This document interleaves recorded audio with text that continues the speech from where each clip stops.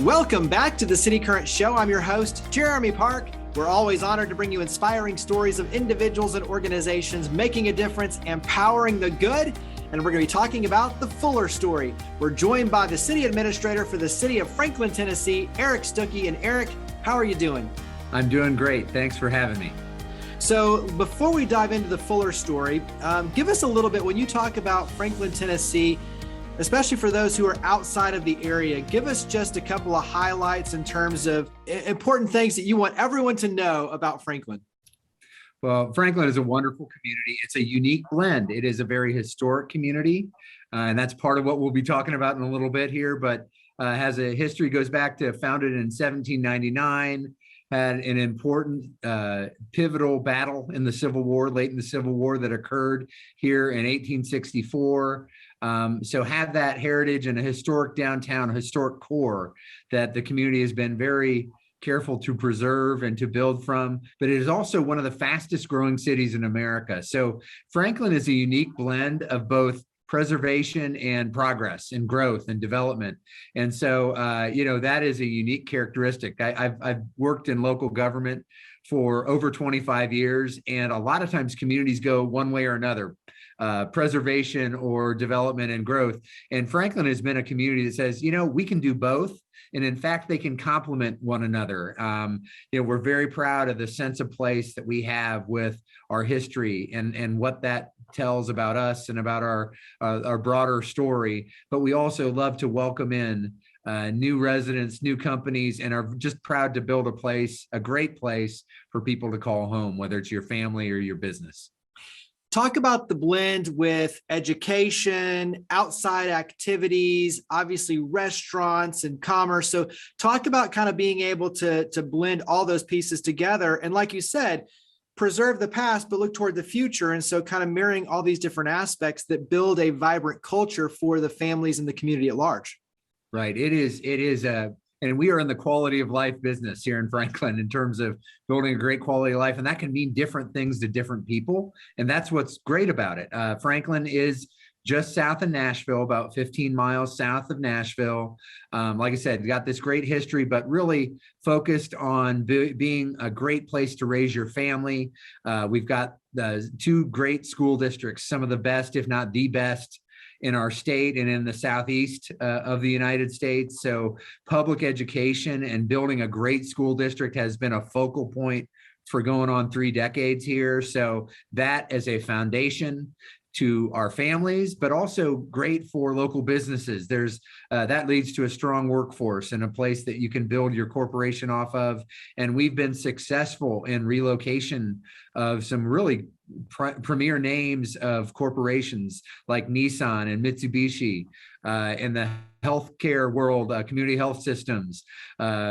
Jackson National Life in the financial realm has put significant operations here just in the last few years. So all of those, and the list can go on and on, speak to a desirable place to live and raise your family, a great workforce, a rich community history that just feels like home when you get to our downtown. It just is a special place. We have community festivals throughout the year where the community comes together and thousands of guests from the region and beyond come to experience what Franklin has to offer. So all of that speaks to a sense of community pride, a sense of building a community that is accepting of one another and of people that have been born and raised here, but also folks that may come from around the world.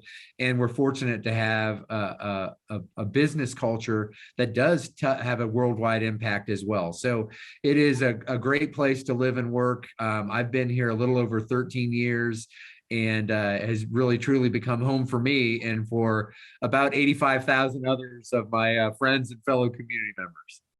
Last question before we switch over and talk all about the Fuller story. When you talk about your role as city administrator, talk about kind of your role of navigating and keeping everything moving forward and balancing all these different dynamics. So talk about your specific role in making sure that the city is running smoothly. Sure. And my role as city administrator is a lot like, say, a school board hires a school superintendent or a corporate board for their company hires a CEO. Well, that's my role in the city world. So I'm hired as a professional. I'm a non-political person, but I work with the elected body, and I'm their one employee to run the day-to-day operations of the city. And we have a great professional team of about 750 other folks that are public servants that work for the city of Franklin. And my job is to put them in the best position to succeed that they can be, and to work with a board that has a great vision for what our community can be and how it needs to serve our community. And so my job is to align those two, the effort of our city team, our professional staff, with the leadership and vision of our elected board. And so that's what I get to do. And it's a pretty rewarding job. I really enjoy it. And it's a great place to do it because there's so many great resources and assets that this community has. And like I said, this blend of rich history, but also this forward moving progress that we have that is, we're continuing to evolve as a community and a great place to live and raise your family. So I really love it. I have a great team to work with here, very supportive elected body. And, it's truly become home for me too. So it's the kind of job that you do, but it's also kind of who you are. It's integrated into who you are and what you do each day. And so I love what I do and get to work in a great place. Well, that's a perfect transition when you talk about honoring the past and preserving the history and the legacy, but also too looking forward and building a bright future, and one that's inclusive. And I think that's a piece of this as well. So when you talk about the Fuller story, you have some historical markers, and we'll talk about that. And so you've got the physical piece of this, but go ahead and paint the picture of what led to the Fuller story in terms of kind of the past, looking back, and then where we are today. So give a little bit of historical context. Sure, I'll give you kind of a thumbnail of that, but it really all starts back in the wake of the tragedy that occurred in Charlottesville, Virginia in 2017. In August of 2017, most folks know the story, a very violent protest there, and the Unite the Right rally and all the difficulties there, a death of a protester, a counter protester, and just the ugliness that we all saw on display that weekend in Charlottesville caused a lot of discussion here locally. And it even goes back a couple years further. There had been the tragedy at the Mother Emanuel Church in Charleston, South Carolina, where members of an African-American church had been shot and killed by a deranged person. Both of those incidents caused some discussion in our community, as we are a historic community. We're a site of an important Civil War battle. We have a Confederate monument in our town square that was dedicated on the anniversary of the Battle of Franklin in 1899. The battle happened in 1864. And so the discussion around Civil War history and heritage,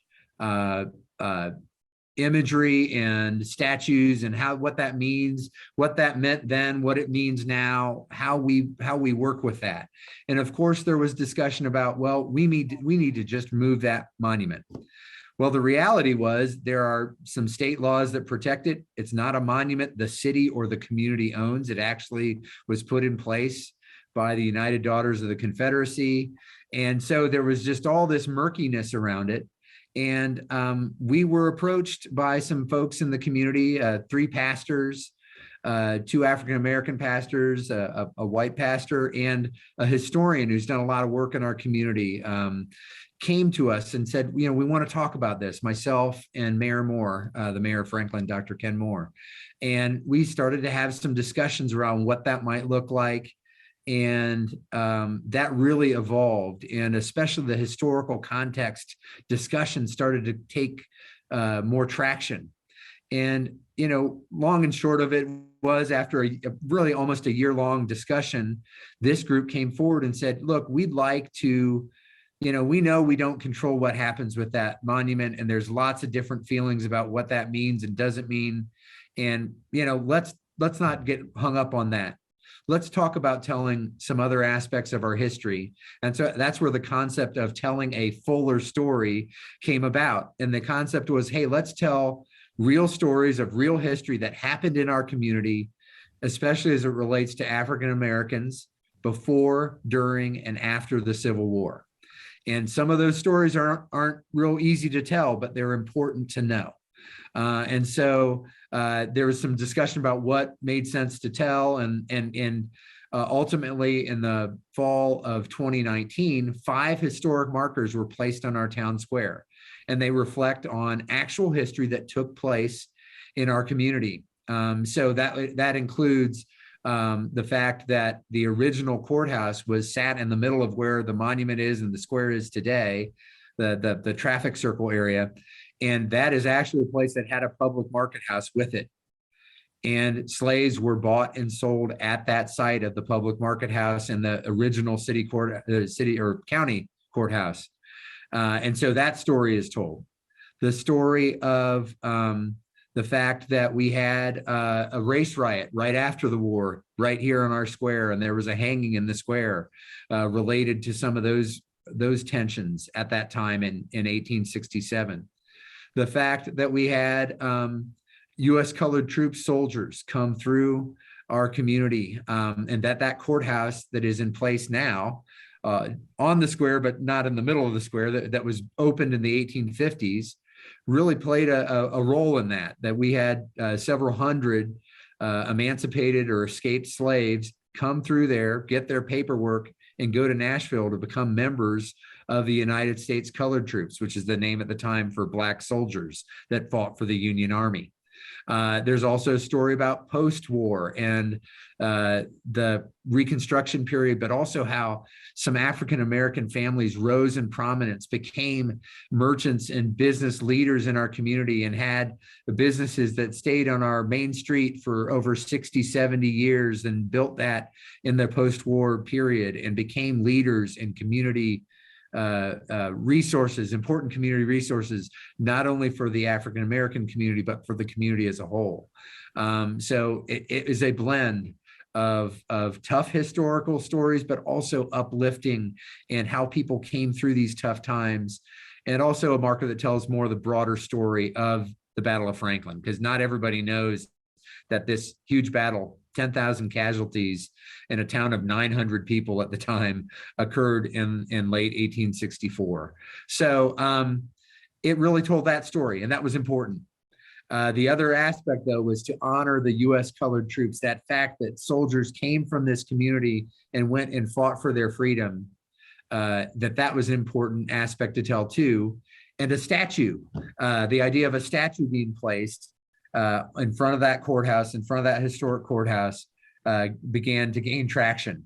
Now, putting together a statue takes a longer period of time. It took about 2 more years to have that vision realized, but in October of this past year, 2021, almost 2 years to the day, or 2 years to the week for sure, that we put the markers out, we dedicated a life-sized statue dedicated and honoring United States colored troops called March to Freedom.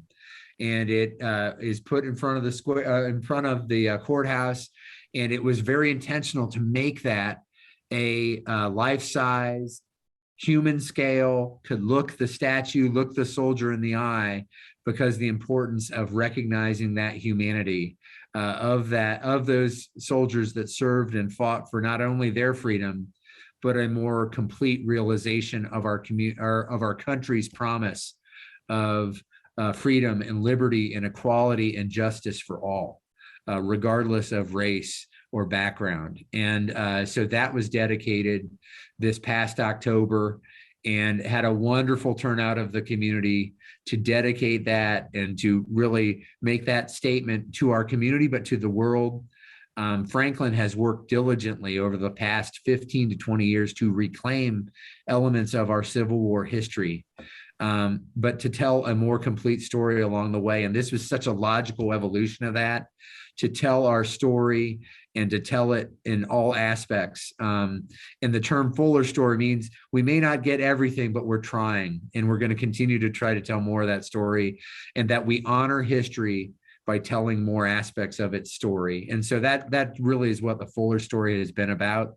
That statue launch, or that statue unveiling in October, generated, or to date has generated, over 1 billion impressions in media and social media across the world since just this last October, which is an amazing story. And it tells you that it's resonating not just here in our community, but beyond, as we try to find ways to honor history by telling more stories of it and honor one another by hearing each other's stories. And I think that's what the Fuller story has brought to our community and hopefully to the world. And hopefully other cities are paying attention and saying, hey, look at what Franklin, Tennessee is doing. We need to do something in our community to tell a fuller story as well. Mm-hmm. What's been the impact so far? I mean, obviously you've got the impressions and those pieces, the storyline, but for those, the family members, I'm thinking who, have had family members who served and are now coming out and saying, thank you for telling the fuller story and giving us the dignity that we deserve. What's been the feedback, especially from the African-American community and those who are coming out and seeing these landmarks and monuments and these historical markers? It's been wonderful, and it's been an ongoing journey, and it will continue. But it's been a sense of honor and inclusion. It has been touching, I have to say. I've done a lot of things in my career. I've built stadiums for professional sports teams. I've built big projects, parks, and different things that affect lives, and I've been really proud of them. But there's been nothing like this in my 25 plus years of public service, in the impact that I feel it's had in people's lives. And the fact that we've had people, and one of the pastors that was involved in pushing the Fuller story forward is a lifelong resident of our community, and he's in his mid-70s. And it wasn't until we had one of the key votes from our elected board to move forward with this project, and probably the vote was probably 2018, 2019 timeframe, that he first took step physically on the center of our town square, because he never felt like it was his too. And it wasn't until he saw that vote that he felt like, hey, I belong here. It's my community too, and my community is going to honor all of us. And that was really powerful. And that's on a personal level to have seen that happen for him. But that has been repeated over and over again. And, you see children that are there and look at it, and they can see a new story and have a story told to them by their parents, by a teacher, by somebody else. And that you see that. And I see people stopping every day at one of those markers or at that statue and looking at it and reading the historic marker that tells the story in the background with it. There's been a number of other initiatives that have happened that have just naturally spun off of this way of thinking of how do we better honor our history. There's a famous attraction here, the Carnton Plantation, that is a antebellum home, but also the site of a Confederate cemetery. But a year or so after we put those markers up, there's a marker that honors the enslaved peoples that are buried out there and that were part of that historic site and lived their lives there and served and did things that helped shape our community. So that was put up in that area that brings a greater context to that part of our history in that location. This past Juneteenth, the celebration was big and community-wide and the biggest we've ever had. Franklin's been celebrating Juneteenth as a community for probably 20 years, but this year's was on our town square in a larger scale in one of our large city parks, in tandem with that, and had bigger crowds than we've ever seen before. That weekend, that Friday before the Juneteenth celebration, we renamed 2 roadways in our community, one in honor of Dr. Martin Luther King Jr. We had that naming, but we then also named another road right by it after an important local historic figure, A.N.C. Williams, who was one of those key leaders who was born into slavery and then built a business and became a community leader in Franklin post-Civil War. And there was a street named after him. So on one side of the street, you have Martin Luther King Jr. On the other side of the street, you have A.N.C. Williams Way. So we're honoring both key African-American leaders on a worldwide basis, but also that made a real local impact in what Mr. Williams provided. So those are just some examples. And so what's great to see is how it rolls off into different expressions of how we honor history more completely, how we hear each other. And we know we're in a world where that is in short supply. So often people look at difference and, how we're not alike and try to separate. Well, the reality is we have so much more in common, and we have a common humanity. And by telling the fuller story, I think we recognize that. And so that's been a big part of what we do. You'll see right over my shoulder, there's a banner that recognizes All-American City designation, which Franklin received a little over a year ago from the National Civic League. And that's an award that's been given out since the 1940s to just a small number of cities each year, cities that exemplify community engagement and best practices in what they do, and are examples to be held up to other cities across the country. And we're honored to receive that. And the Fuller story played a role in receiving that recognition and sharing that with other communities across the country. And we've had a number of communities ask us about that. I know there's a statue project underway in Pulaski, Tennessee. Pulaski has a long history as really where the Ku Klux Klan was formed. Well, there's a desire to have a history that tells more of the story of African Americans in that community, and they're looking to do a statue maybe somewhat like what we've done here that ties to that community's history and African Americans in that community. So there are just so many rich stories that come from it. And we're proud of it. And, it's a journey we're still on in terms of how we tell and honor those stories for one another. Absolutely. Wrap up with where we can go to learn more about the Fuller story, Franklin, Tennessee overall. So website, social media, where would you direct everyone to learn more?